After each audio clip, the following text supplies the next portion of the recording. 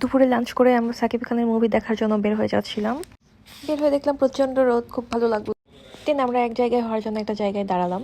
তারপরে যাচ্ছিলাম Bankstown movie থিয়েটারে। এখানে তো আমরা কখনোই মুভি দেখি নাই, সো একটু এক্সাইটেড ছিলাম। আজকে আমরা ঘোরার প্ল্যান ক্যান্সেল করে মুভি দেখতে যাচ্ছিলাম, হোপিং দ্যাট মুভিটা ভালো হবে। Check out my new shoes. As usual এখানে পার্কিংয়ে অনেক ঝামেলা, পার্কিং পাওয়া যায় না। তারপরে একটা জায়গায় পার্কিং করে ঢুকে গেলাম।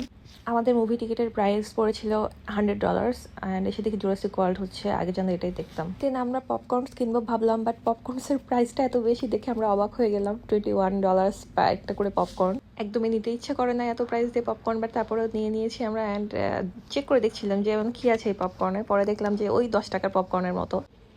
এরপরে শুরু হয়ে গেল অ্যান্ড আশেপাশে অনেক মানুষই এসেছিল, শুধু সামনের সিটগুলো ফাঁকা ছিল। শুরুটা হলো তাহসানকে দিয়ে। টিকিট আমরা আগে বুক করে রেখেছিলাম, কারণ আমরা দেখছিলাম যে সব বুক হয়ে যাচ্ছে পিছনের সিটগুলো। তো এই কারণে তারপরেও আমরা আর কি যে সিটটা চেয়েছিলাম সেটা পাই নাই, বুক হয়ে গিয়েছিল। এরপরে মুভি শুরু হয়ে গেল, এই যে ফ্ল্যাগ বাংলাদেশের সবাই দাঁড়িয়ে গিয়েছে।